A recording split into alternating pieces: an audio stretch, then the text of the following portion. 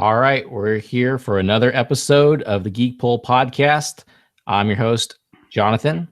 And I'm Dax. And we're here to talk about the latest comic book news, whether that's movies, TV shows, comic books themselves, believe it or not, toys, anything really. So we've got a few things to talk about today. Some of that Civil War stuff, some of that is some Killing Joke stuff, and some toys. So I say we jump right in on some Civil War talk because that's kind of the big thing out right now. Yep. Dax and we saw Civil War together the other day on the IMAX screen. And initial impressions, first thought, I enjoyed the movie as a comic book movie. I had problems with it as well, but just from a movie standpoint, it was fun. It was entertaining. And then there's more. Dax, what'd you think? It was another Marvel movie, so it was like you said, fun and entertaining, but there were some issues with it. So let's dive into those issues. And we're probably there might be some spoilers in this. So if you haven't seen Civil War, you probably just want to fast forward through this Civil War discussion because we are going to talk spoilers because that's the only way to really talk about it, I think. Yeah. So what issues did you have with this? I have issues with Marvel movies in general. Yeah. What issues did you have?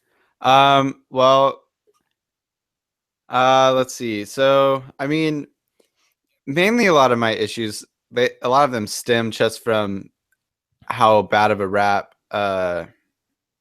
Batman versus Superman got. And so I was kind of looking at this movie a little bit more critically just because I really liked Batman versus Superman and a lot of people didn't like it. And so I was like, well, this movie can't be like, it's the same premises, so it can't be that great. So, I mean, there were lots of things. I thought like where Batman versus Superman was weak, this movie was stronger. So like Batman versus Superman, a lot of people had problems with like editing and fitting in a lot of characters, and I think this movie did that well. But at the same time, you have heroes that are fighting each other for not really like the best reasons, most logical for each character. The villain was weak again, which is a very common problem for Marvel movies, is they spend a lot of time developing their actual heroes, but your villain, you have no attachment to the villain, no like hooray in their defeat or anything. It was just kind of a bland villain. You didn't really understand his motive completely. And I mean, I was pretty bored throughout the entire movie. I mean, it was really good, really well done, but overall, I was just, everything kind of was very expected. It was like, oh, right, of course. There was moments in the movie where I felt like I was just tired. I was kind of hoping it would wrap up soon, or just I was hoping something different would happen. Fortunately, something in the movie does happen that is different, and it kind of woke me up, and that was the introduction of Peter Parker, Spider-Man. Yeah. That sequence was kind of like a breath of fresh air for the movie, I thought. Oh, for sure. That Spider-Man coming in made the entire movie, like, it went from like a 7 to a 9, like just real quick. And then once Spider-Man was done, it kind of went back to it being a 7. I feel almost maybe got a little worse and went down to a 5, I think. So let's talk about some of the contention points you had. We talked about, so there's the issue of the villain. Marvel's known for not having a great villain. Yep. To date, I would say probably the best Marvel villain is probably Loki, which is surprising because he comes from the Thor movies, and the Thor movies are okay. He was in Avengers, but even that movie, like, he was interesting, but even that movie had its own issues. So this movie's villain, the guy who's kind of pitting and trying to break apart the Avengers, is some guy and who lost his family during the Sokovia incident that was from Age of Ultron. And so, well, that was an Age of Ultron, and Yeah. so he's looking to find a way to split up the Avengers, somehow get them to fight against each other. And so in doing all this, he takes the Winter Soldier, manipulates the Winter Soldier, and somehow miraculously knows that somehow that's going to tear the Avengers apart and pit them against each other. That's the first credibility gap for me, is like, how did this guy know this would actually separate the Avengers? Yeah, I mean, there was so much wrong with the villain, but that there was definitely the credibility gap of like how, because none of it was all based on a lot of assumption. It seemed like, oh, maybe the Avengers will come here, maybe they'll tear each other apart. It wasn't anything like in Batman versus Superman, you have Lex Luthor saying, you have how X amount of time to bring me Batman's head. And it was like, okay, so there's like legit like tension here, and then there's he Yeah, I actually mean, created conflict. he was, creating a structure for Batman to have something against Superman, and Yeah, for Superman to have something against Batman. Um, and he also had a bunch of backup plans in case those didn't work, right? yeah, In Captain America: Civil War, um, he had this footage of, spoiler alert, of the Winter Soldier killing Iron Man's parents. So that he's hoping will make Captain or Iron Man go against the Winter Soldier. But then your assumption also has to be that Captain America will stand by the Winter Soldier's side no matter what and fight Iron Man, even though the Winter Soldier up to this point of, up to this movie, has been really a bad guy. yeah, Yes, his origins is a good guy, but he was turned bad, so he was doing bad things. He obviously has to be stopped. Why wouldn't Steve Rogers try and stop him? If not just to stop him, to protect him from doing more harm to other people, right? yeah. Captain So America, he saw too much good in the Winter Soldier, I think, yeah, because he was very easily manipulated to go bad. And even at the end of the movie, spoiler alert, you have him going, it's best for me to stay under because I'm too dangerous. It's like, if we had just reached that conclusion at the beginning. yeah, it's like, okay, even the Winter Soldier's like, I'm too dangerous, put me down. Yeah. So it's, but even all that, okay, but there was so much, this villain, who, first of all, for most of the movie, I didn't realize who the villain was exactly. He didn't have a memorable face. So every time he would come on scene, I didn't know if that was the same guy or a different guy. Yeah. If it was like a henchman working for him, or like, Yeah, just, he was not a memorable looking dude. I still couldn't pick him out of a lineup, probably. yeah, I kept thinking somebody else was the main villain, not this guy. He was just working for them. But then all of his villain tactics, his ultimate goal was to lead Captain America, supposedly, and Iron Man to this place where there were these other Winter Soldiers. And there is when he would reveal to Captain or Iron Man that his parents were killed by Bucky, the Winter Soldier, which would then cause Captain America and Iron Man to fight. Why would that be assumed that they would fight? I mean, one, Captain Iron Man knows that the Winter Soldier was mind controlled. Yeah. Captain America is a reasonable guy and goes, "Yeah, this guy did kill your parents, but let's talk about this." I mean, why would their Yeah. The whole first instincts be to fight each other? I don't know. Yeah, I don't buy Captain America wanting to fight Winter Soldier after he finds out that he killed his parents. One, Iron Man, like, it doesn't seem like he necessarily liked his parents. And then, like, he did kind of wish that there was closure and that he wished he knew what happened. But at the same time, he finds out he's reasonable enough to go, oh, you're mind controlled. Like, this isn't the actual you. You were forced to do this. Yes, you remember doing it, but Yeah. and I could see him being like upset with Captain, like, why didn't you tell me? Like, this could have. I understand that, but to want to murder each other is just ridiculous. And even have a moment of grief, but to go all out and to not just want to kill the Winter Soldier, but to kill Captain America, pretty much, is like really aggressive.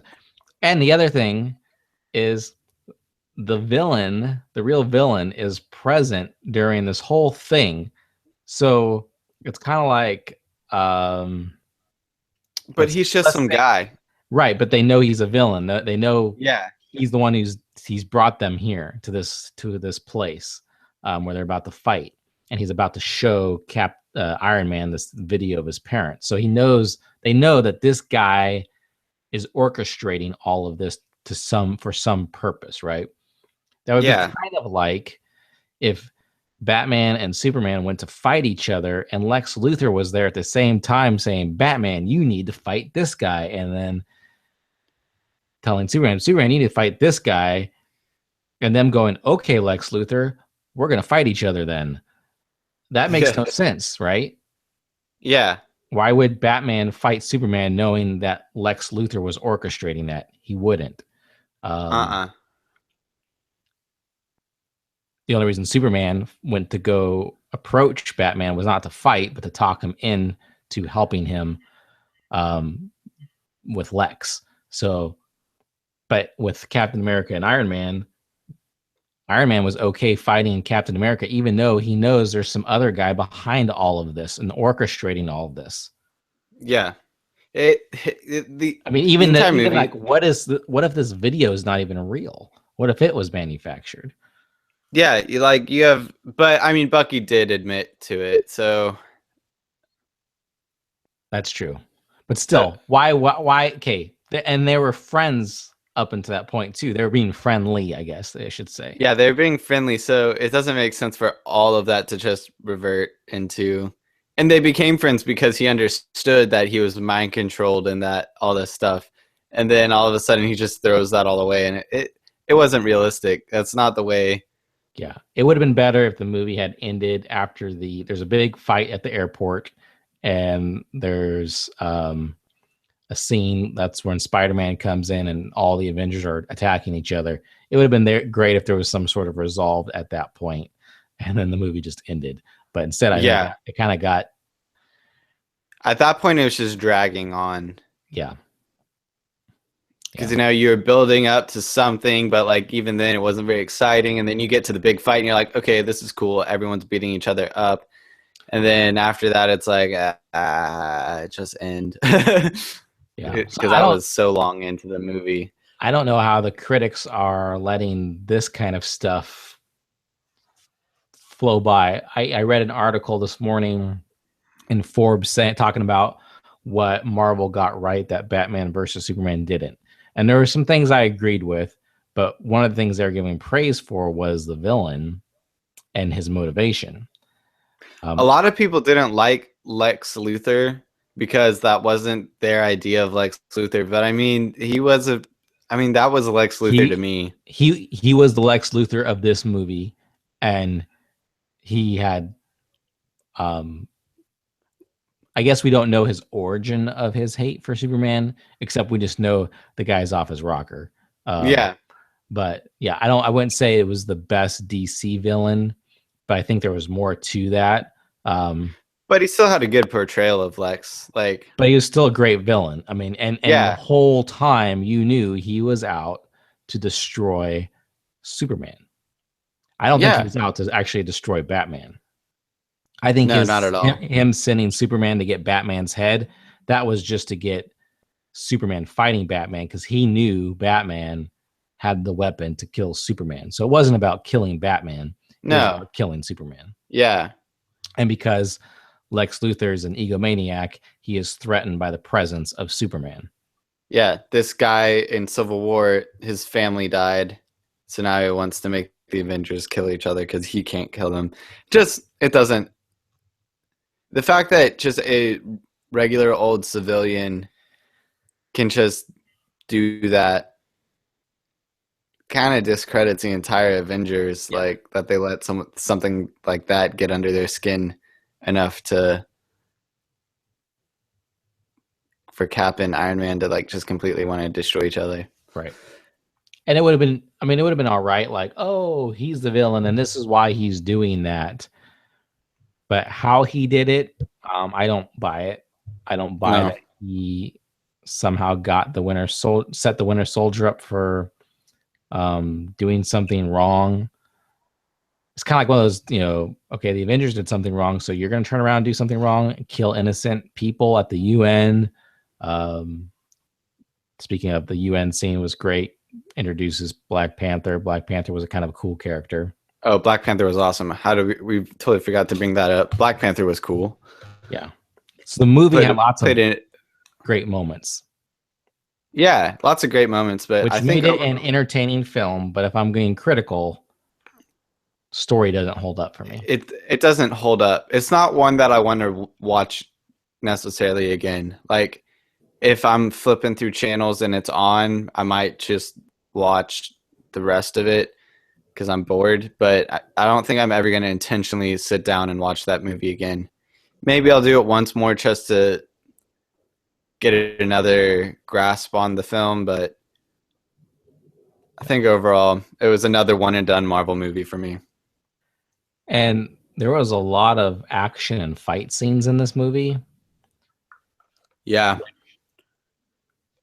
Apparently was okay from critics, but in Man of Steel, that was people were like, "Oh, there's so much fight." Oh, it's because in this movie there were no civilians able to be endangered. Well, that's not true. Cities weren't. I mean, cities weren't being destroyed. The first fight sequence was all about civilians dying. Yeah, that's true. So, I mean, it had the same structure. It's funny because they're the same Superman. Same movie. It's just DC and Marvel's adaptation on the same plot, and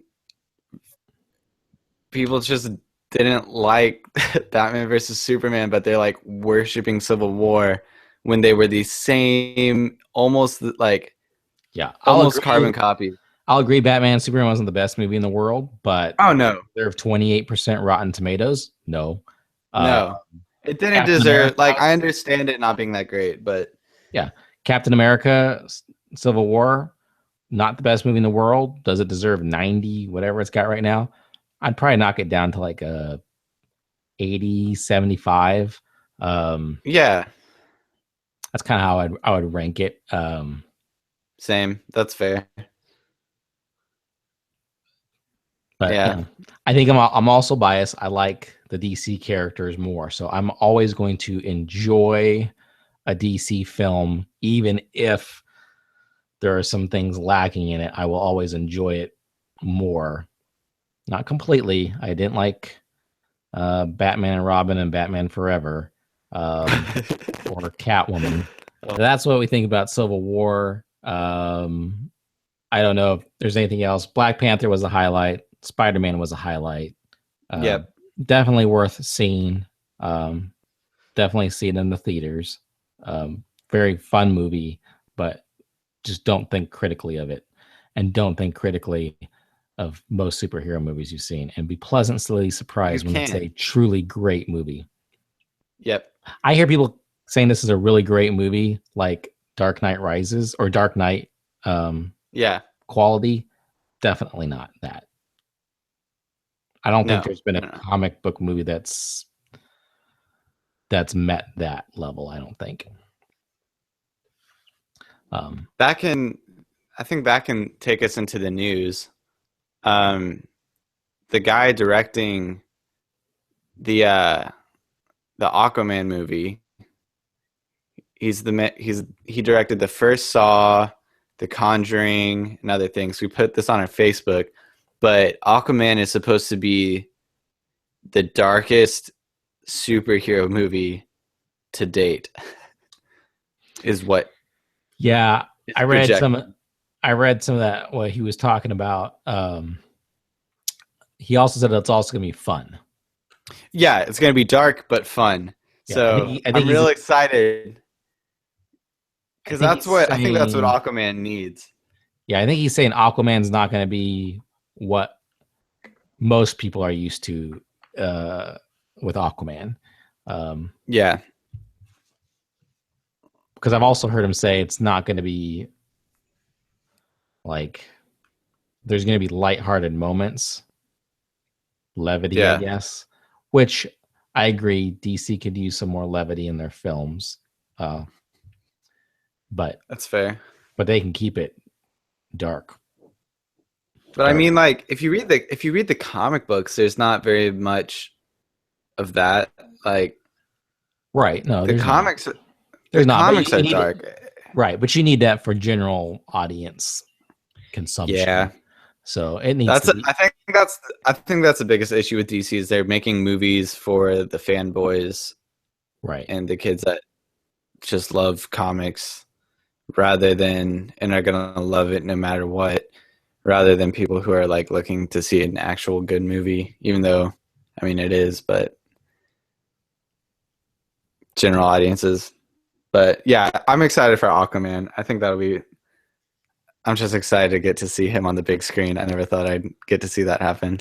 Yeah, I'm wondering how they're going to do the underwater scenes. They showed Aquaman on Batman versus Superman, but I can't see them doing a whole movie like that, that style of film footage underwater. So I'm guessing it's going to have to be more That would just fanciful. be yeah. Maybe once you get to Atlantis, there's like an air bubble that you step into or something like that. Right. It was a little too realistic looking. Yeah. I was kind of hoping to see more of like when uh Superman's dad, Jor-El, was swimming in the water on Krypton to steal the Codex thing. Hmm. That was cool underwater footage. So Yeah. they kind of probably should have showed anything. I wonder if we'll see more of Aquaman in the extended cut though. Yeah, that's what I'm excited about is the extended cut of Batman versus Superman. Yes. Comes out this summer. Also coming out this summer, Killing Joke. We have an actual date for it, the animated film. It's August 2nd, Yep. right? Yeah, so August 2nd, The Killing Joke comes out on Blu-ray and DVD, but its digital release is July 23rd. And digital release is actually coming out. When it comes out, we'll have all the extras with it, supposedly. It's going to make it really tough because if you get the deluxe edition of The Killing Joke, you get one episode from the New Adventures of Batman and the Batman animated series. You also get a documentary talking about the storyboards and score. But I guess all of those things come with the digital, don't they? Yeah, so I think that's the extras they're talking about. So all that should But come with it. the digital doesn't come with a limited edition Joker figurine, Right. uh, which in my book I think it's worth it. It's a pretty cool looking figure. Yeah, you can see the figurine on Amazon. We'll put a link to it in our show notes. But I was kind of hoping it was going to be like Joker with his purple hat and his Hawaiian shirt on and his shorts figurine. Yeah, That would have been cool. the tourist Joker. Yeah, that would have been really cool to see. Because they do have there's a really cool statue out there. Really hard to find because nobody wants to let go of it. But it's a statue of pretty much the cover. He's wearing the tourist Joker's wearing the tourist clothes and he's snapping the picture with a camera. So that's like a really cool statue, but nobody it's impossible to find, and if you find one, it's expensive because they didn't make very many, and it's a beautiful, beautiful figurine. So there's no way to get your hands on that unless you're very rich. I think you can spend thousands of dollars on a figurine, which is kind of ridiculous. But other figurines are, if you get the Batman versus Superman Deluxe Edition, they come with a 8-inch, or it was pretty big. I can't remember the exact height, but it was like 8 to 12-inch tall figurine of Batman or Superman, depending on which one you choose. But it's like $130. Wow. Yeah, but they're really nice statues. Better quality than the Killing Joke statue. Oh, yeah, because the Killing Joke one's probably about 6 inches, like maybe 6 inches tall, probably a little bit less than that. Right. Just kind of, I mean, it's a little dinky looking, but yeah, they included a Nightwing figurine in the Bad Blood animated movie DVD, and it was kind of like, it looked more like what's in a Killing Joke. Not a great figurine, but just cool. Yeah, editing. I mean, like it's a collector's piece. You know, it's small. You don't really care about it all that much, but it's just kind of one of those things that's cool to have. So is the deluxe edition of Batman versus Superman, does that include the extended cut? I'm assuming so. It better for $130. For $130, I mean, you're mostly paying for those statues because they're massive, and I think they're hand painted. Like, they're really beautiful. Like, I was having a hard time. I was looking at them and I was like, I don't know which one I would want to get because they're both really cool. Because I love Superman and I love Batman now, and it's Ben Affleck, so it's kind of a cool little figure. But I also don't want to be bogged down with Batman figurines. But I don't know. It's pretty cool. I haven't actually seen that. I'll have to look that up. We'll put a link to it in our show notes if you're listening. Yeah. I mean, is $130 worth it? I don't know. Because, you know, you got 20, you assume you got 25 for the Blu-ray extended cut and digital copy of it. So the extra $100 is for the statue, and do they have other things really nice, like a book or anything else, or is it just the statue? There aren't a lot of details out on it right now. Okay. So as of right now, it looks like it's just a statue. But even then, for the size of it and how nice it is, $100 is from the research I've been doing, that seems like a pretty good price for what you're getting with it.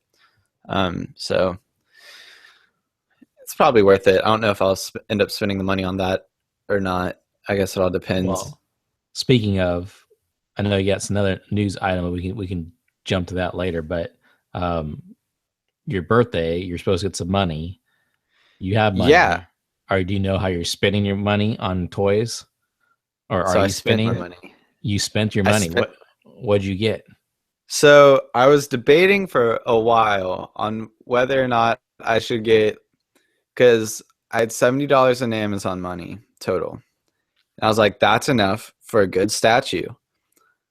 Or that's enough for 4 Batman the Animated Series figurines, which I've been looking at because they're pretty cool, and I've been digging heavily into the TV series right now. So like I've been staying up to like 4 or 5 watching those this past week. So I'm killing myself, but it's really good.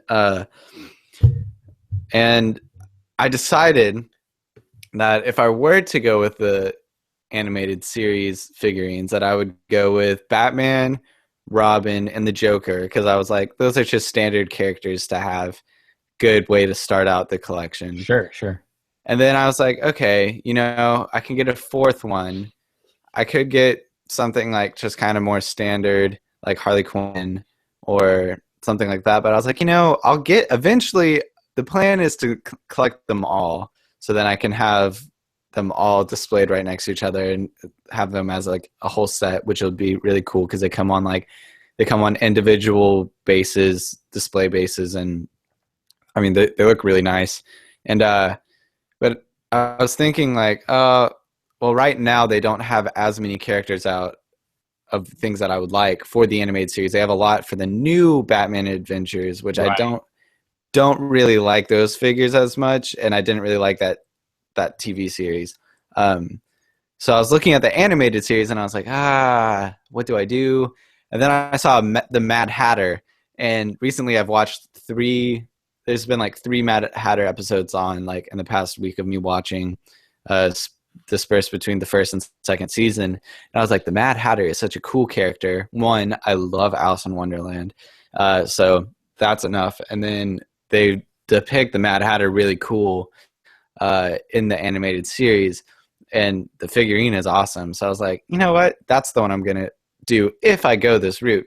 And I was looking at all my statues that I had on my wish list, and I was like, I just can't pick one that I'd want to get for myself.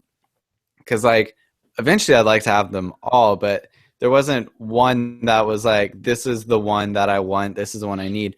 And I had already put the figurines in my shopping cart just so that I had them there and didn't have to put them on my list. What were some of the statues you had on your list? You had what? I mean, it have Raven, Red Tornado, there's a Harley Quinn, Wonder Woman, The Flash. I've recently added more. Robin, there's a Coraline doll. There's some Penguin, Joker. I mean, you had a lot of options. You have lots of options. A lot. Yeah, so I didn't really help myself out because I added a lot to my list, and that actually turned cool. I mean, they are very cool. They're all cool, and I don't pick lame things. So I was like, and I was just looking at them, and it was like stressing me out trying to figure out which, because I was like, oh, there's this one, and then like underneath it'd be like a suggested based off of like, or other people also looked at this and be another cool statue, and I was like, okay, statue route, I can't do this. So I just went and I was like, I'm just gonna get the figures. So I just ordered them. They'll be here tomorrow. So nice. 3 of them will be. One of them is gonna be on Thursday or something. But so which one did you get again? Yeah, Mad Hatter, Joker, Batman, and Robin. Okay. So I figured that. Yep, I figured that was a good start. Because the Robin is awesome. The Batman, you have to get the Batman, or else it doesn't really make sense to why you have the figures. So I was like, that's. So I got the standard characters out of the way, I think, for the most part, and then now I can start getting more specific. What is really difficult is the Catwoman figure.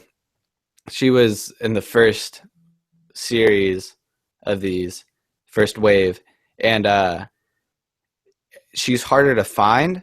And so now like you're dealing with people that only have like one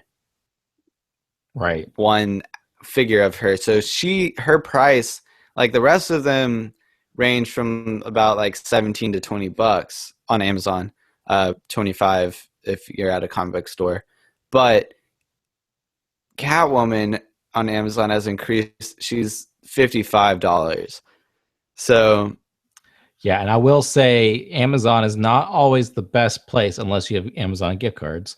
Amazon's not always the best place to shop for toys, because you do have individual sellers there that can jack the prices. Jacking the prices up higher. But still, once a certain figurine becomes popular, limited, prices start to go up.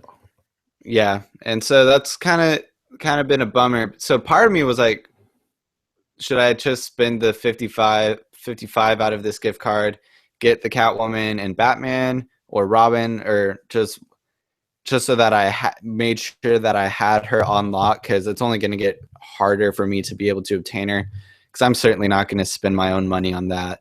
Right. Because I don't have $55 just to throw around, especially when I have to get other things that are more important than figurines. I probably shouldn't even have bought these action figures, honestly. But the money was gifted to me in order to buy stuff off my wish list. Right. The intention of birthday money is that you have fun with it. Yes. And so yes, you always got to spend birthday, Christmas money on just fun stuff. If you can't have fun with that birthday gifts or fun with that money, it's not. No one likes to give people money for their birthday or for Christmas and have them buy rice and beans with it. So yeah. So I mean, as nice as it is that you're helping someone live, it's easier to give money if they're gonna have fun with it. So right, which I did. So I'm excited about that. But yeah, so tell us about, since we're in toys, tell us about, you've recently been dealing with the Lego Batcave 66. So last we spoke on our last podcast, I was debating whether to buy the Batman classic TV series Batcave set from Lego. The reason that I was under such stress to decide to buy it was because they had it for a limited edition, Mr. Freeze 66 minifig that you would get if you spent $75 or more. The Batcave cost is $270, so you would easily hit that and get the minifig. I wasn't sure if I was going to do it or not, but I really wanted the minifig. But the deadline was past Friday, and so I had it in my cart. But while it was in my cart, I went shopping around looking at other things that I could spend my Lego Batcave money on instead. Because I too have had Christmas money saved up to spend on fun things. And so this was one of those items that I was thinking about getting. I have a Lego collection. You can see some of my Legos in the back if you're watching us on the YouTube channel. So I thought, well, I could add Batman 66 Lego Batcave to that and get the Batman limited edition Mr. Freeze 66 minifigure. I was up late looking at a bunch of different things. Went back to my Lego cart, 11 o'clock at night, Central Time Zone, hit refresh. The minifig that was in there was gone. The deal was over. It had ended an hour before I thought it was going to end because I was in the Central Time Zone, and I guess they based it off of Eastern Standard Time. So I lost out on the Mr. Freeze minifig, which made my decision to just wait on buying the Batcave and put it off to another time. So I may still get it at some point in time, but the urgency to get it has gone away. And so always a better time to buy something when you're not feeling like it's urgent. So yeah, that's because you're definitely more inclined to buy something. Yeah. So my other thinking was, okay, I have a Lego collection of all the DC hero stuff, but I'm always trying to figure out like constraints or boundaries of what constitutes something that I'll collect or not collect. Otherwise, I'll just go overboard. Yeah. So for the Lego thing, before I was getting like Lego Star Wars and Lego DC characters, I was like, you know what? Star Wars are going to have to not be collected anymore. So I just stuck with Lego DC superheroes.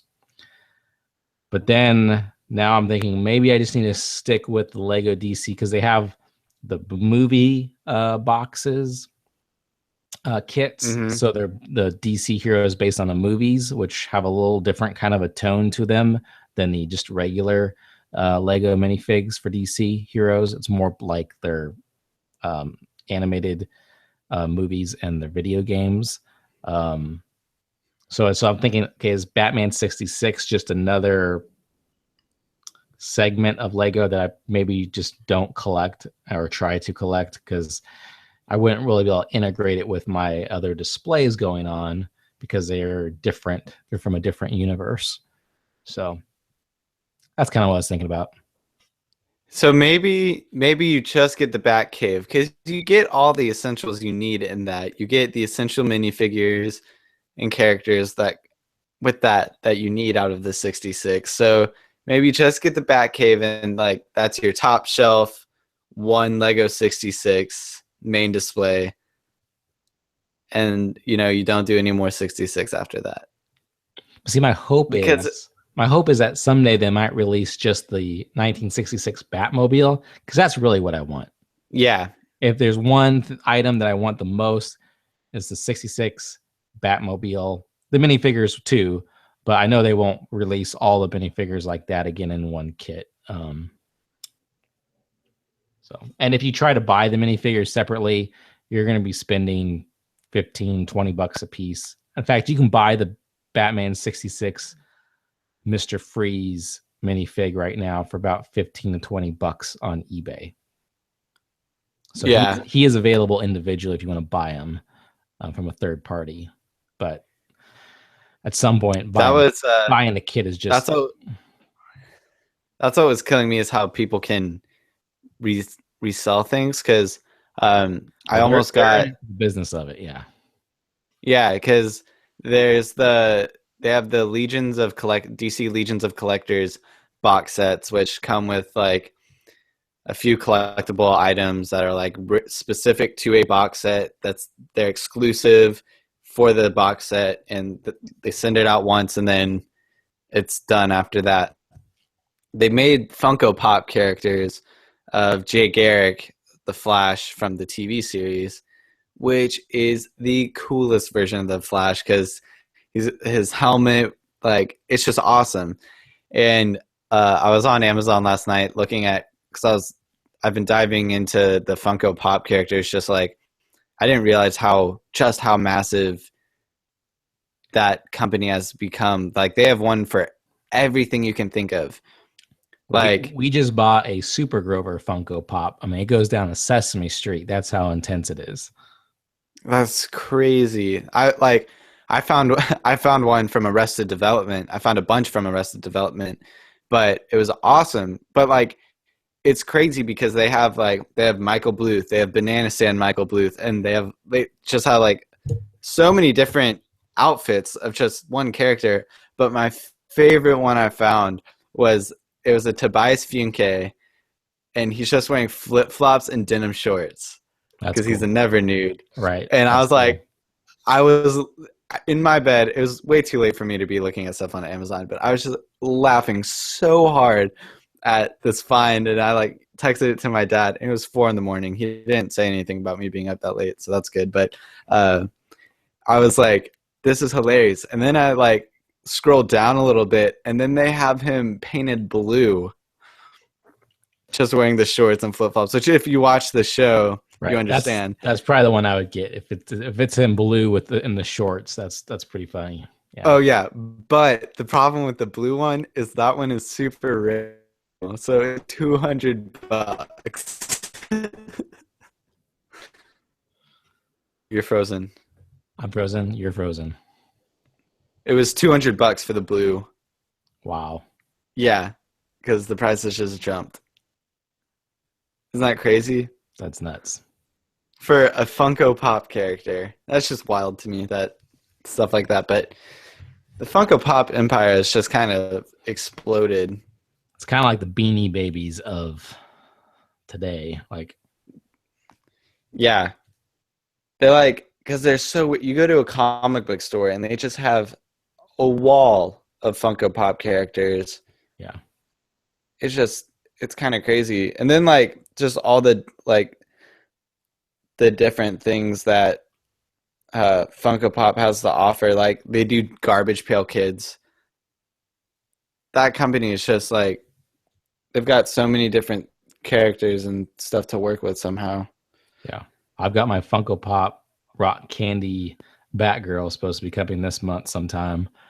I think it's the first week in June, actually. Yeah, you got Batgirl, right? Yeah, it's the classic Batgirl.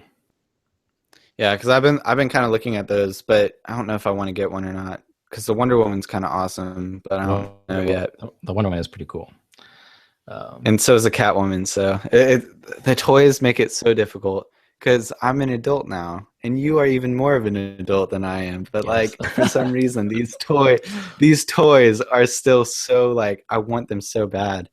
I think collecting toys, getting toys as an adult is even greater than getting toys as a kid. You just There's appreciate something, you appreciate them a lot more. yeah, because you're not like just throwing them around and like just making you like it's fun as a kid because it allows you to like be creative and all this stuff and create your own stories with the characters. But at the same time, it sucks because you beat them up and then you get older and you're like, oh, I wish this were in better condition because this could be such a cool like piece on my shelf, but it's all the paint's worn off and it's a little sticky. So, but yeah, there's something about it. Don't you wish you knew now than as a kid to say like, Mom, Dad, instead of buying me this cheap toy over here, buy me this Catwoman statue instead, and I'll take care of it. Yeah, I wish I had known. Oh man, the fun thing is like I keep finding like because my dad, he's your brother, but he's also into comics and stuff. So I've been finding like I've been low key like digging in the garage, and I've been finding stuff that he was collecting. He's been telling me not to get into collecting like figurines and stuff. He went to the comic book store with me on Free Comic Book Store Day, which was on Saturday, and he said, I don't know, Dad, I don't think you should be collecting these things. And I was like, Dad, they're so cool. Look at it. He's like, I don't know. I don't really like them. And you can just see that like he's just kind of like trying to make himself not want to collect a little bit. Yeah, and he's been down that road himself, so he knows what collecting can do if you don't have control over it. Yeah, and yeah, he got lost in the collection, and there had to be some interventions going on. We kind of lost him under stacks of comic books that were unread, and so now he doesn't buy them anymore. But yeah, so I've been finding like I found a really cool Batman statue. I forgot that we have a Gollum one from the Two Towers like special Gollum box set. So I remember that Batman. I have that now. Yeah, it has. It's in the box. In the office, yeah. It's in the box. I remember that. It's in the box. I was like, I found it and I was like, okay, cool. I'm gonna like take this up to my room. And he walked in, he was like, is that my statue? And I was like, yes. But I looked it up. It's worth $25 now. So it's kind of funny because I don't know how much you got it for, but I think somebody gave it to him. Yeah, so but it's still in the box. It's only worth $25 to like sell it online. So I was like, I kind of just want to open it, but at the same time, it's his, so I have to respect whatever he wants to do with it. But what are your thoughts about keeping things in the box? I think I don't really support it because there's some people that they'll keep things in the box knowing that it'll appreciate in value, and then they'll actually sell it.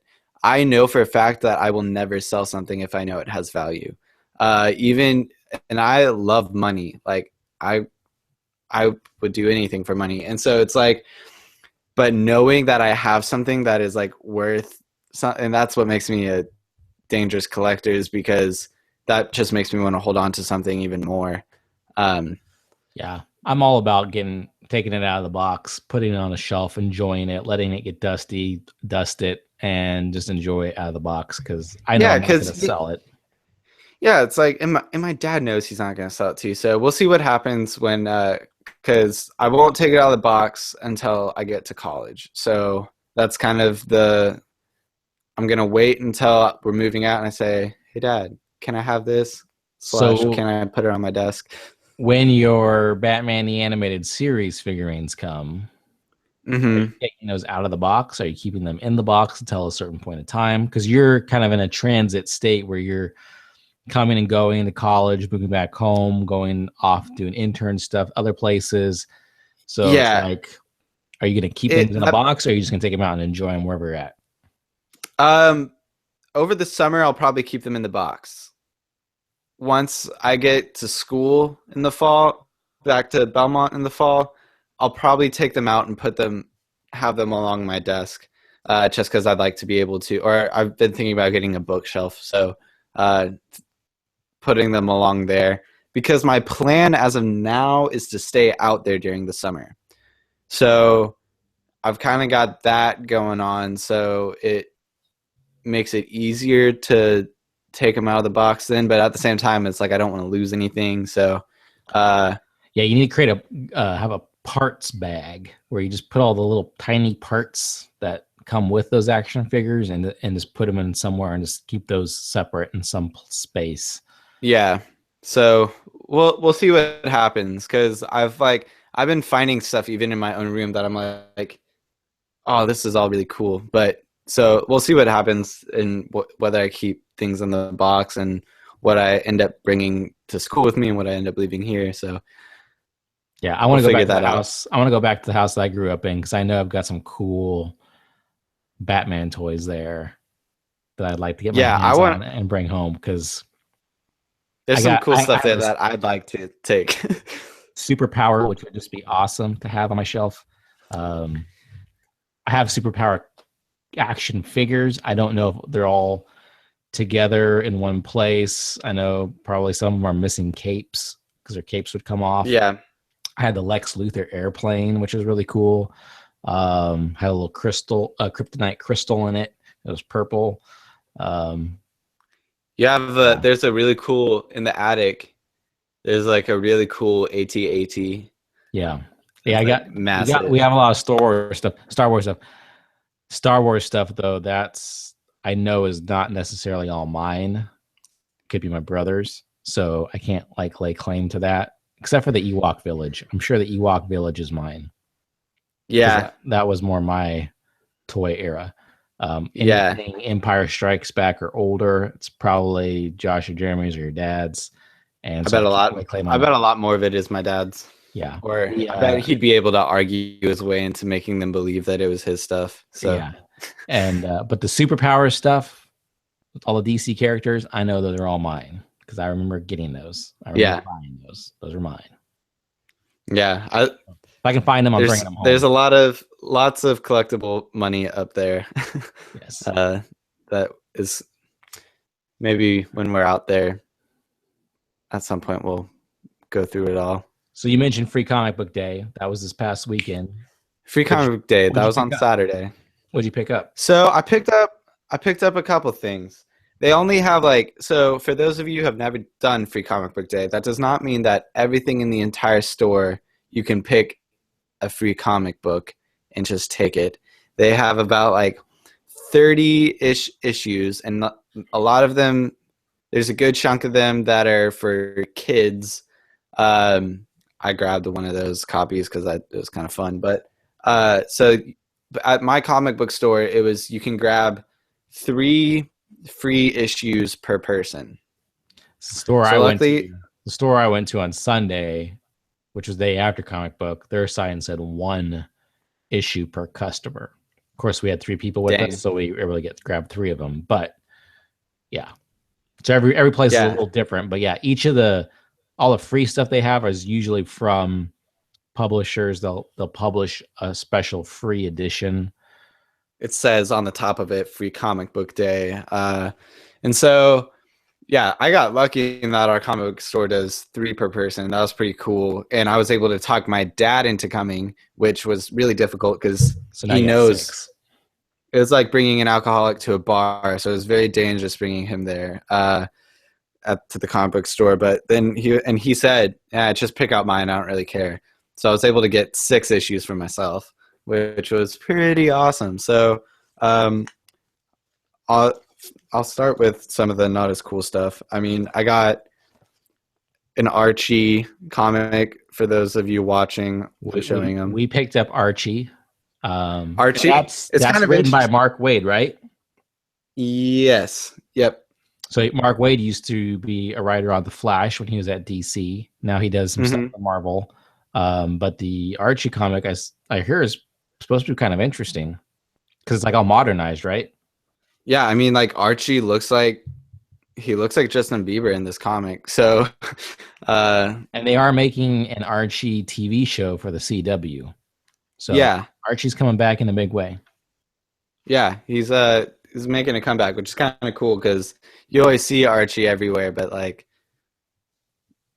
I've never actually read Archie. I've just like every time you're in a comic book store, they used to have his like comics in like grocery store lines. He's everywhere, so it's kind of cool that he's actually becoming of importance.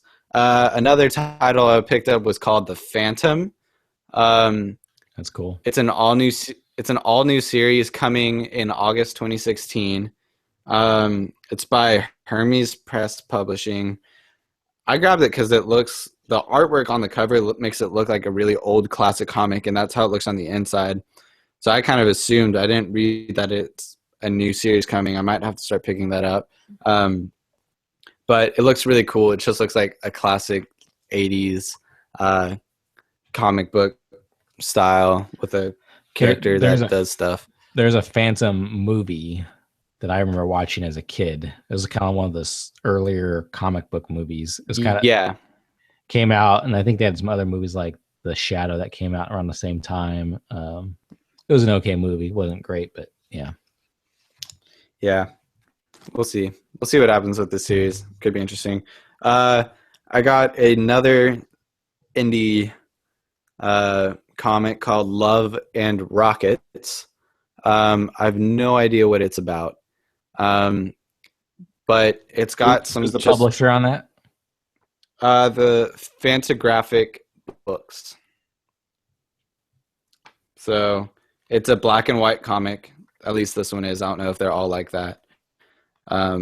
But it's got a really cool cover. It just looks like teenagers who are rebellious, that are kind of punk looking. So could be interesting. I just thought the cover was cool, and I got 6 comics, so I grabbed it because there weren't very many good options to choose from. Right. Another cool one is Marvel is doing a second Civil War series, which the movie is based off of this, but doesn't follow it completely. So, but they are doing another Civil War movie or Civil War comic series. So it's Civil War 2. So issue number 0 of that. Who's that written by? Kind of Bendis. Doesn't have a first name. Yeah. So Bendis. It's supposed to be good. I've been getting emails from like Comixology talking about how big this is, and all the comic websites, they're kind of raving about Civil War 2. So it's kind of interesting that the movie is coming out at the same time that Civil War 2 comic series is coming out. I'm sure they planned that. Yeah, and because the Civil War, the original comic series, is massive. It's a huge story.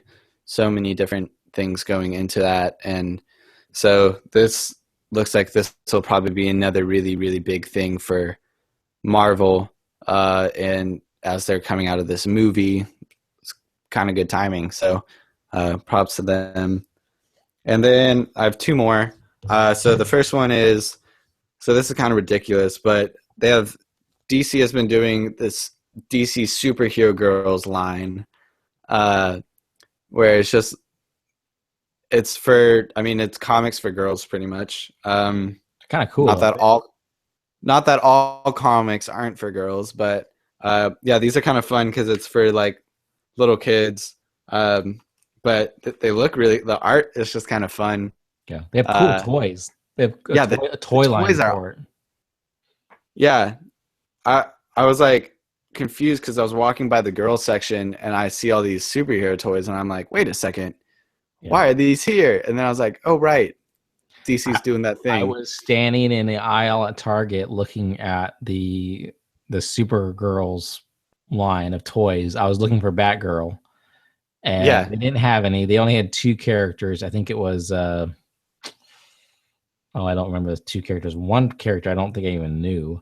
And I think the other was like Supergirl, maybe.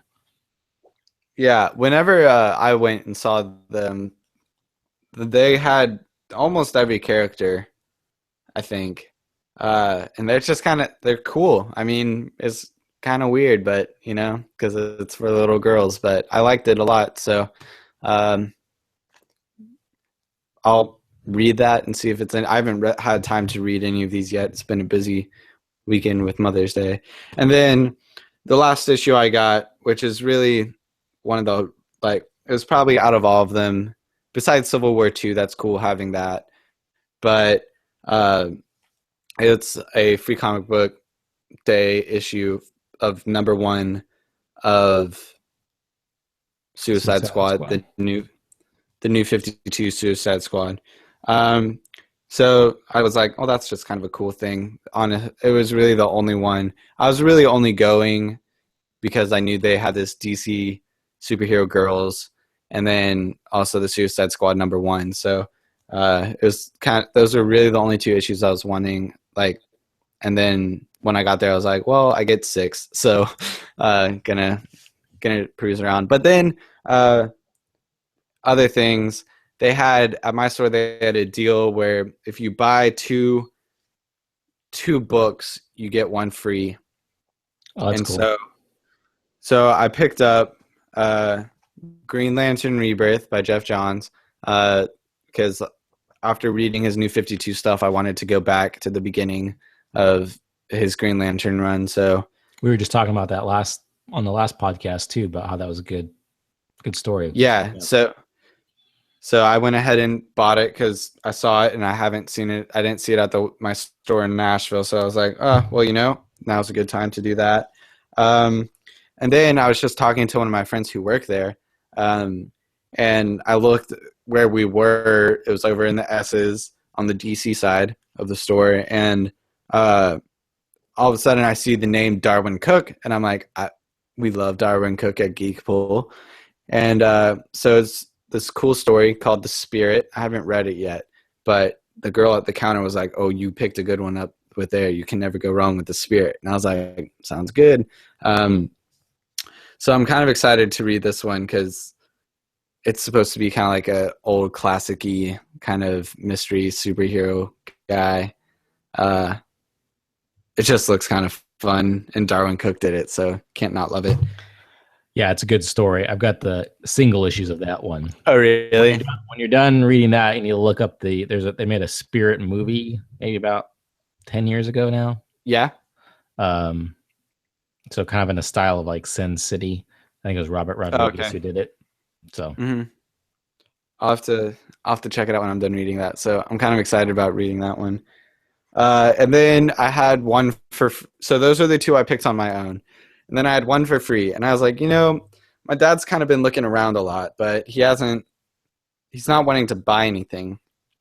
I was like, I'll ask him what he wants, just because I figured I'd extend the offer since I did drag him all the way out there. And he's like, I wouldn't mind reading Suicide Squad Volume 1 of the New 52 since he hasn't read any Suicide Squad. I haven't either. And I was like, I was kind of hoping you'd say that because that's an issue I've been wanting to pick up. And I knew he'd say that. So I just kind of went and asked and made him feel good about it. He doesn't listen to the podcast, so that's good. But yeah, so we picked up Suicide Squad New 52 Volume 1, kicked in the teeth. Just because it seems like the movie is based off of this set of the Suicide Squad. So it's just to kind of get a feel for how the Suicide Squad runs. Yeah. And see how it all plays out. So, and then I picked up just the single issue of the last Scott Snyder Batman. Such a cool issue cover. Number 51. Yeah, it was a cool cover. I feel bad because it was one of the first things I picked up. So it was at the top of what I was holding on to, and it was kind of warm in the comic book store. So my hands were getting kind of moist. So like the first issue I picked up, there was just like right over Batman's cape on this issue, there was just a thumb spot. And I was like, well, I don't want that. Like I'm only buying this issue to like really collect it, because I'm just going to end up getting the trade paperback whenever I'm ready to read this issue. And so I feel bad, but I switched out the issues. Yeah, it's for me. If I'm buying all my comic books, I like to be in nice condition. So yeah, when I'm at the store, if I know I'm going to be looking for a while, I don't pick anything up until I know I'm like close to being ready to leave. Because that hand moisture starts seeping in. So a little wrinkling going on that cover. Yeah. Yeah. So those are some good books. Yeah, so I got some, and the girl who was checking me out, she was like, "Wow, you've picked some great stuff out," and I was like, "I know," and so it's kind of cool. It was weird because like I used to know her, but I haven't seen her in like a few years. She was dating one of my ex-girlfriend's brothers, so it was awkward, but it was interesting. So, but yeah, so that's what I picked up at Free You Comic never Book know Store what'll Day. happen at the comic book shop. You never know. You never know who you'll run into. Right. But yeah, so it was a fun day at the comic book store, and then right after that, we went and saw Civil War. So it was a action-packed day. Nice. Yeah. Yeah. We went on Sunday. We were able to get a couple of I can't even think. I know we got Archie, and then there was two others. One was like cave, something with a cave. I can't remember what it was. There's one called Oddly Normal or something like that. Did you see that one? I did not see that. Though when we were there on Sunday, I think they were pretty picked through. They had Civil War 2. Did not pick that up. But the DC stuff was all gone, and most of it was pre-picked over. But they still had like 8 to 9 different books to choose from. So That's not bad. Yeah. So yeah, I'm still trekking through Batman 0 Year. I'm hoping to finish soon. I'm so close. It's been one of those weeks where Yeah, I have a lot to read this summer because for my birthday, I also got Volume 2 of the Scott Snyder Batman and Volume 3, and the Volume 3, which is Death of the Family. I also got the Joker mask box set, which came with it, so which is a pretty cool mask. I took it out of the box, but I didn't I still left it in its plastic thing because I didn't want to mess any of it up the way it looked in the box. But then I was like, I'm not going to do anything with this mask other than just leave it in a box. So part of me is wanting to get a mannequin, just a head mannequin. So let me ask you a question mask about on. the mask. Is the mask something you can actually wear? Yeah. So it's a latex mask. And full head of hair, but the mask itself just goes on your face. The front of the face, and it's got the hair. Yeah, and it's got a strap or something that goes around your head, or how do you attach it to your head? I think there is a strap. I'm not really sure. I know for a fact. You haven't taken it out of the plastic yet. Yeah. My hair is 6 inches tall, so I know I cannot put this mask on. So I just didn't even bother trying. So I'm not completely positive how the mask works. It is definitely more of a collector's piece, but it does appear to be a strap probably that holds it in place. It's a cool mask. I also I really like the Court of Owls mask box set. Have you seen that? Yeah, I was kind of tempted just that, even though I already had Volume 1, I was tempted to ask for that box set just to get it, just because it was pretty cool looking. Yeah, it's a cool looking mask. I love that what they're doing with their box sets. I think they're mixing it up and making it interesting, having the DVD story book, comic book combos, and the masks are really interesting. So. Yeah, it's kind of fun because it kind of makes a collector's piece out of reading your comics. So it makes things. The only thing I was kind of upset about is I feel if you get the box set, it should come with a hardback cover of the book. Does it come with paperback? It came with paperback, which I didn't mind because the rest of my Batman volumes, they're paperback, so it fits in that. But at the same time, I feel like if you're spending the extra money to get the box set, you should also be able to get the. Yeah, you think the deluxe edition with a hardcover. Yeah. Yeah, I mean, I'm not upset about it, but it just seemed like something that would have made sense. Yeah. Well, I think that's starting to wrap it up for this week.